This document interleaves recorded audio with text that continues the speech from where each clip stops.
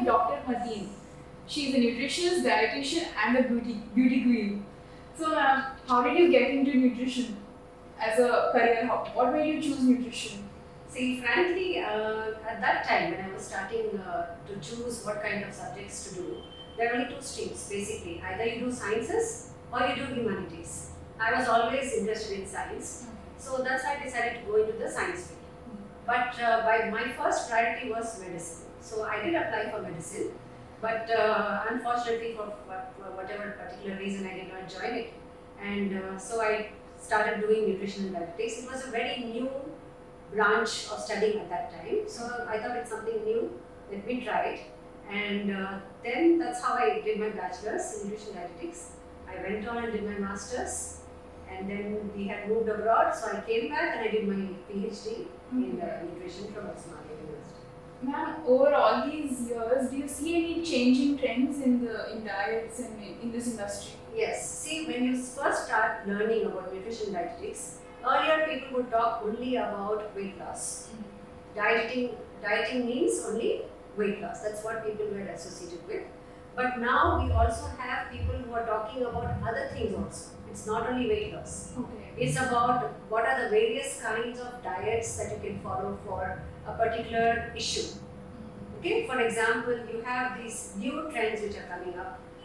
People want to lose weight very quickly, then they go in for these fast track keto diets, or you also have intermittent fasting, and you also have these no carbohydrate diets, all sorts of things. But earlier we used to associate dietetics and nutrition only with hospital-based diets, which means if a person is ill, what kind of food he or she should be taking, when they're admitted, what kind of diets they should follow for diabetes, for a heart disease, for a cancer issue, whatever. That's how the science of nutrition started off. But now it has branched into so many other things now. And I would say that today, nutrition or dietetics is the most sought after profession. Okay. I understand a lot of sports people, actors, models, they would definitely use services of a dietitian. Yes. But for a normal person, a lay person or just a housewife or a man who's having a corporate job, what kind of diet would you suggest to them? Yeah, see, for anybody, a diet is required, right? Yes. So a lot of people think diet means only weight loss. Or if you have some particular condition, then you should have a diet. It's not so. Even to maintain a healthy lifestyle, you need a proper nutritionally balanced diet. Okay, so let's talk about the housewife. So the housewife basically has no time for herself, right? Yes. She is all the time running after her children or packing food for the husband or managing the house and managing groceries, so many things. So she hardly has time for herself. So she is only left with what kind of food that the children like, what kind of food that the husband likes. So what the kind of foods that she should be making, we should be educating her on what are the food groups that she should start utilizing, so that it starts with giving a healthy diet for the children. So that is what they grow up and they start following as they grow up, right? Yes. So it's very important to educate her on what are the basic kinds of foods that she should include in her daily diet, so that she gets all the nutrients to keep her children free from disease. Okay. That's for a housewife. When we're talking about people like IT professionals or somebody who has a desk job or a sedentary lifestyle, they also are stuck to a desk. Yes. Hardly any physical activity. Yes. So they should be encouraged to follow a diet which maintains their health, which doesn't allow them to put on weight, right? Because a lot of people, because they are sedentary, they tend to put on a lot of weight. Yes. Right? So they should be educated to follow again a balanced diet, which includes all food groups, okay, but at the same time doesn't allow them to put on weight, just to maintain themselves free from disease also, and doesn't allow them to put on weight. Madam, now there is this new thing of calorie counting and calorie deficit. Right. How would you recommend a person go about it? Because it's very tedious to actually sit and count those calories. Right. I don't know how many people Right. do that. See, How frankly easy speaking, only nutritionists or dietitians actually know what is calorie counting. Okay. Actually speaking, because we are taught the basics of how many calories are there in every food, whether it is raw or whether it is cooked. And the calorie will differ whether it is raw food or whether it is cooked food. It depends on the weight of the food, right? So we have the entire nutrition composition table.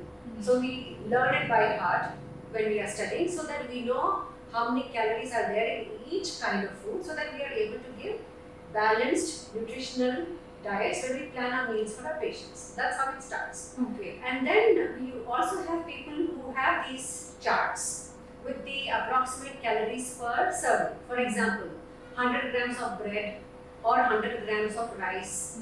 100 grams, we stick to one particular weight. We cannot be learning different weights for different foods, right? So we take it as 100 grams. Let's say 100 grams of bread contains so many calories. 100 grams of rice contains so many calories. 100 grams of dal, so many calories. So people learn those calories by heart. But tell me frankly, how can you actually sit and calculate every single day? It's not practical. So if you ask me, I like to educate patients that don't sit and measure everything. I have a lot of patients who are IT professionals, who are into sports, and they tell me, madam, every day I'm making sure that I have so many grams of protein at every meal. I measure the amount of protein I'm having at each meal. And I tell them, okay, very good, you're able to do it now, but can you do it for a lifetime? Can you continue doing it? People are going to laugh at you 5-6 years from now. Right now you're unmarried. Later on you'll get married, you'll have children, all that. You can't be sitting and calculating for each simple thing. Try and be practical. See, I like to work with the hand. So everybody's hand is different. I say that everybody's body composition is also different. You cannot give one printed diet chart to everybody, or let's say a particular group of people. Even teenagers. Teenagers, they have the age group from 13 years up to 19 years, right? So you cannot have one standard diet chart for all teenagers. You cannot have one standard diet chart for all pregnant women. You cannot have one standard diet chart for all infants, right? So everybody's needs are different. Everybody's way of digesting food is different. So as I said, I like to work with the hand. So this is, I would say, if you're talking about Indian food, this is the size of the roti that a person should have. So this is going to be the size of my roti, not yours. You should look at your own hand, right? When I make roti, I should make sure You should make sure it is of this size. it's of this size. This is one portion.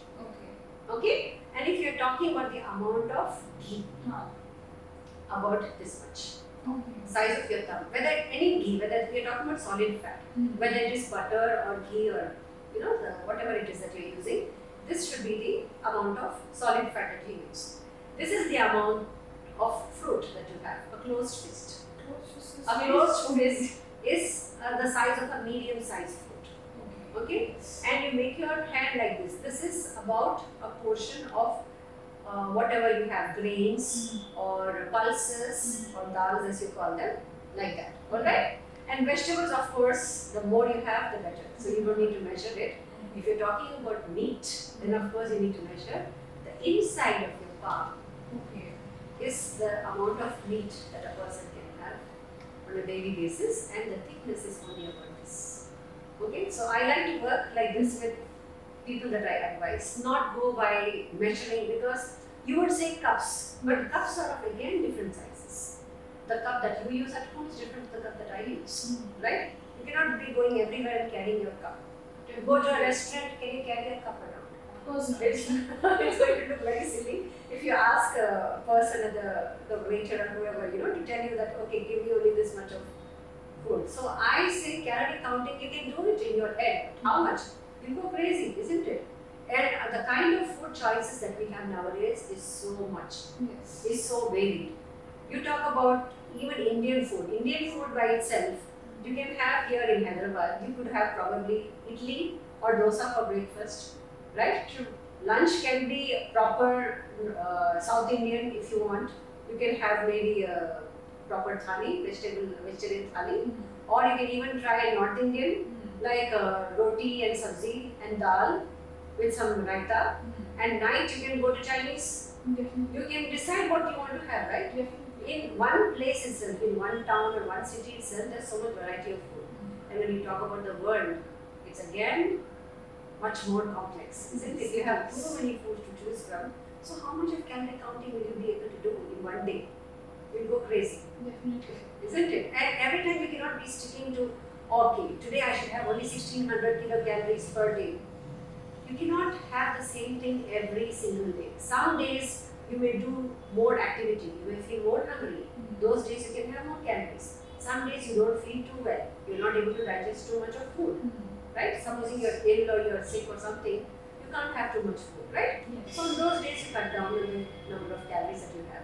So I would say approximately in a week, if you stick to all the food groups in a week, and if you stick to your basic calorie requirements in a week, then that's good enough.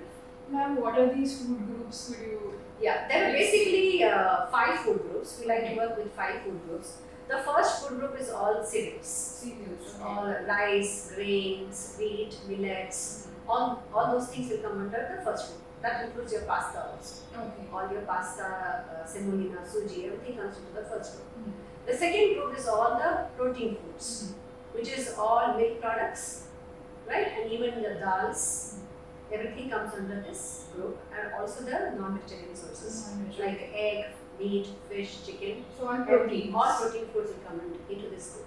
Okay. The third group is your fruits and green leafy vegetables.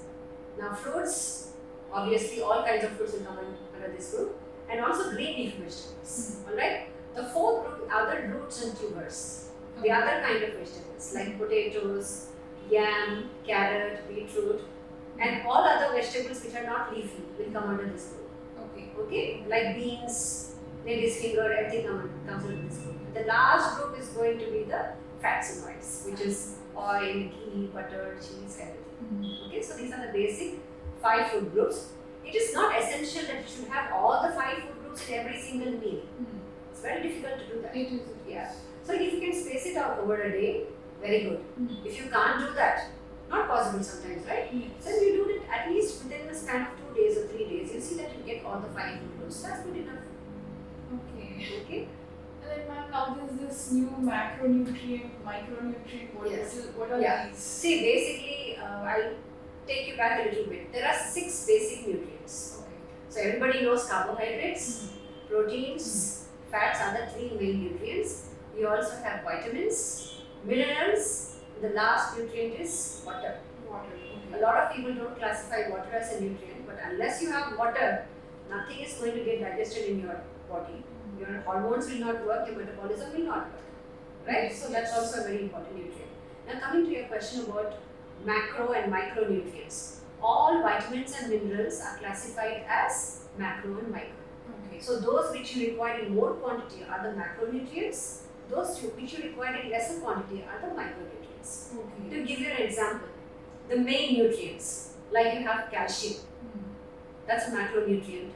Iron is a macronutrient, right? Whereas you think about vitamin B12, it's a micronutrient, Okay. right? Things that you need in very less quantity. Selenium is a micronutrient. So I don't want to sound like a biology class or a biochemistry class. So the smaller nutrients, in the sense that you require lesser than 100 grams, are the micronutrients. Those which are available in 100 grams or more are the macronutrients. Okay, which are required for you to lead a healthy life, because basically vitamins and minerals protect you from any kind of deficiency. So if you don't have deficiencies, you don't have diseases. Okay. So, ma'am, now there is also this, lactose intolerance or Yes. gluten resistance, Right. insulin resistance, vegan diets. And Right. Can you tell us something about these? What do you think? Yeah. These are terms which I'm hearing now. I've never not heard these 10 years back. I've never heard this lactose intolerance. Now I'm coming to hear about it. And gluten-free food. Yes. Is gluten-free really It all depends. the Yeah. the halabla which is about it? Is it really worth? Yeah, it depends. Let me tell you one by one. First of all, lactose intolerant basically means it's somebody who cannot tolerate milk items because they're not able to digest the lactose, the milk sugar. Okay. It doesn't get digested in their body, so that's why they are not able to take in lactose containing foods, which are all the milk products. Sometimes you have children, we sometimes see children who are lactose intolerant because they're not able to digest this particular sugar, so they cannot have all these milk products. Okay, whether it is milk, whether it is curd, buttermilk, cheese, whatever it is. All right. So that's about the lactose intolerant. You also have people who are gluten intolerant, which means that they have a condition. Basically, there's a condition called celiac disease. Those people should not be taking foods which contain gluten. Okay. So gluten-containing foods are wheat, and you also have anything which is wheat-based, suji, okay, wheat rava. All these are all gluten-containing foods, but they have so many other choices. You can have cornmeal, you can have oats, you can have millets. All these things are all they can all be taken in place of wheat products. Okay. But it also depends from person to person. Now, some people, though they are gluten intolerant, can digest some of these foods. So it depends case by case basis. But you don't have to totally give up gluten. Now, what is bad is the processed wheat, processed refined flour. Those are bad. So that's why people generally think it's better to avoid gluten. Ma'am, we hear that vegetarians have very less options in terms of protein, and they don't get enough protein or B12 and other nutrients in their diet. So they are recommended to take many protein supplements and other pills and other supplements. Do you think that is recommended? So you don't require to take a protein supplement, frankly, unless it is recommended by a medical practitioner or a dietitian, and that too only if you have some kind of a deficiency. Otherwise, it is not needed. Even if you are a pure vegetarian, you can get protein from combination of foods. For example, we say that protein has about 22 basic amino acids. Okay, so if you have those 22 amino acids, then you have enough protein in your body. For a non-vegetarian, it's easy because they have most of these amino acids, so they're able to make up for it. In the case of vegetarian, you can combine foods, like you can have protein from cereals or pulses, and you can have protein from dairy products. So if you combine pulse protein and dairy protein together, you will get the essential amino acids. So you don't really need to worry about not getting in enough protein in your diet. You just make sure that you have enough what is required for your body to sustain itself. Ma'am, and if we are going to the gym, we want to build our muscles. So for muscle building, we get recommended a lot to take this supplement, that supplement, this protein powder.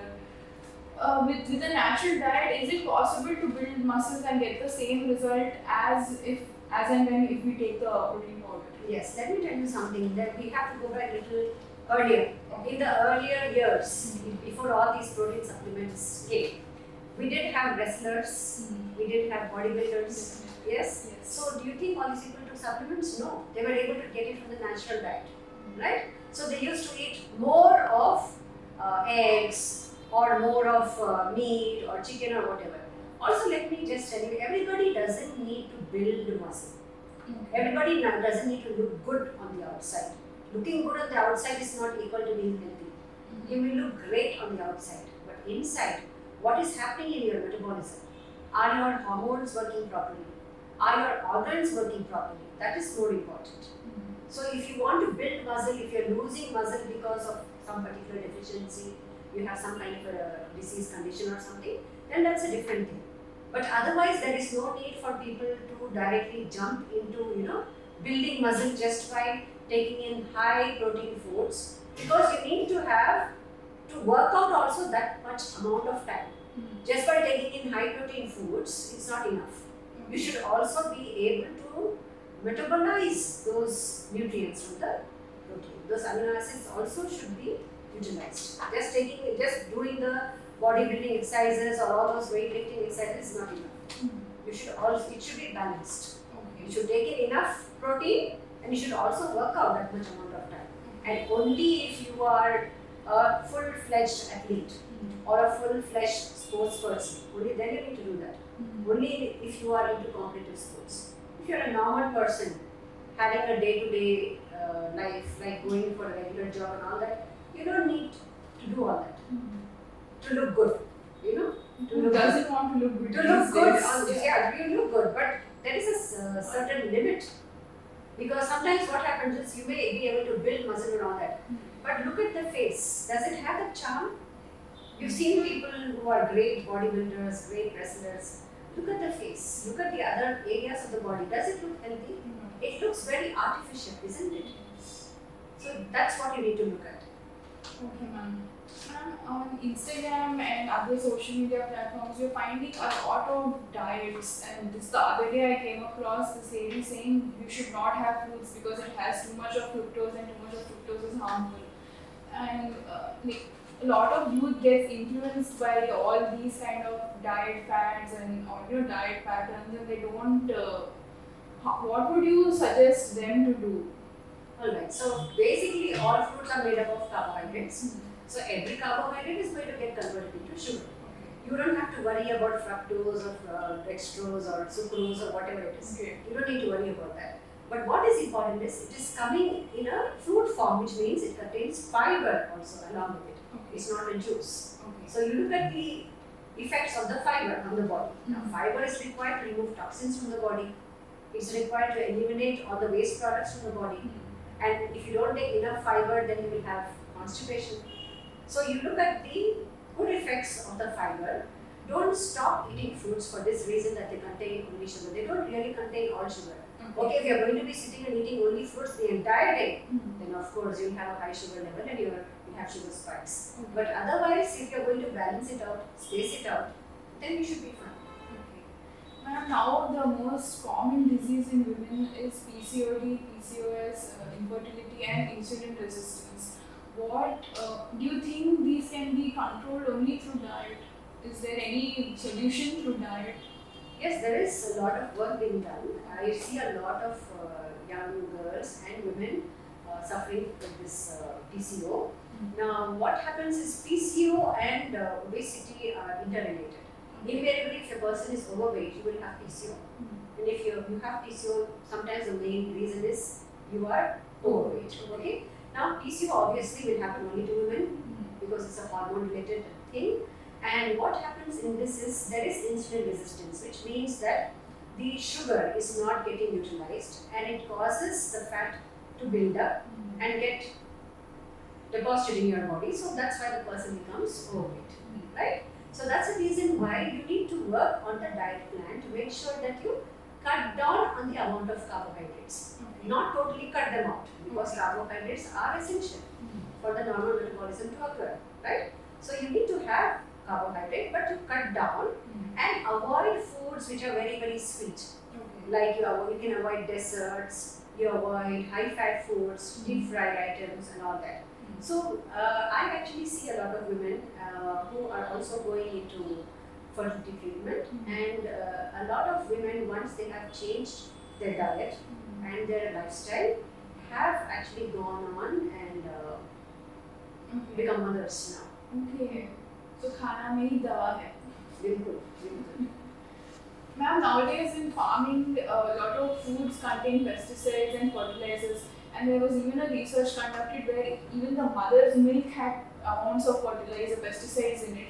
So in such cases, our food itself is unclean; it's not pure. So how do we protect ourselves from those kind of toxins? See, nowadays, if you see, we are not getting seasonal fruits. Okay. We are getting fruits in all seasons. All fruits are available in all seasons. Yes. Same goes for vegetables. That is because farming has changed. The way we used to farm has changed over the years. So nowadays, people are using insecticides, pesticides to make sure that the crop doesn't get destroyed. But what it does is it is getting into the fruits, vegetables, whatever is being cultivated, right? So the best thing that you can do, first of all, you need to wash it well. Okay. Wash it well and use some kind of a sanitizing solution. Okay. Simple one is chlorine. Chlorine is anyway readily available everywhere. So you can use a chlorine solution to sanitize your vegetables and fruits if you are not sure about the sources. Okay. Okay? But the But best thing, chlorine won't harm us. no, it gets washed. And chlorine is anyway good for you. Okay. But it depends how much you dilute. You need to dilute it. Don't use direct chlorine. Okay. Okay, you need to dilute it in water. Okay, I would say about 100 parts per million Okay. in a bucket of water approximately. And that's how we were actually sanitizing our fruits and vegetables during COVID times. Do you remember? Yes. We used to do that. Yes. So that's how you need to do it. Okay. But the best thing is organic farming. Okay. Now, organic farming means, where do you find organic farms? Unless you know an actual producer of fruits and vegetables, a farmer who's actually directly supplying the fruits and vegetables, there is no way, right? Yes. So, but I would prefer if you, instead of buying from supermarkets, any food which goes into the supermarket is processed. Okay? Whether it's a fruit, vegetable, grain, pulses, whatever you buy in a supermarket has to be preserved for a longer shelf life. Yes. It needs to stay good until you take it home. Definitely. So obviously it is undergoing some kind of processing. Mm. Whereas if you buy fruits and vegetables from the local market, Mm. from your street market or whatever it is, from your local market, Mm. then of course you are at least 50% sure that it is organic. Mm. And when you take it home or when you're buying it, you will find that some are rotten, some are good. You pick out the ones which are nice and you bring them home. Yeah. That itself shows that it is naturally grown, Okay. right? Yes. And once you get back home, sometimes you cut one or two vegetables and see that one or two others may have worms or something. That means it's natural. As simple as that. Okay. The other thing that you can do is you make sure that you wash it well and you cook it well, but you don't overcook and don't deep fry everything. Because when you deep fry, you're killing all the nutrients which are available. Okay. Okay, ma'am. Ma'am, is there any message you'd like to give our viewers? Yes. Now, for anybody who is watching this, my message would be that don't get carried away by all the misinformation out there. There's too much of information available on social media, and unless it is a proper practicing nutritionist or dietitian, don't listen and don't follow to whatever you hear. Please make sure you consult somebody as far as possible. If you can't meet them physically, at least use a phone, call them up, or do an online consultation. But unless a person sees you physically, they will not be able to give you a proper diet for whatever reason you may need to take it, either for weight loss or for any kind of condition like diabetes or cardiovascular disease or any other condition that you may have. Thank you. Thank you so much for your time, ma'am, and for all the valuable insights you gave us. Thank you so much. It's been a pleasure. Thank you. Thank you.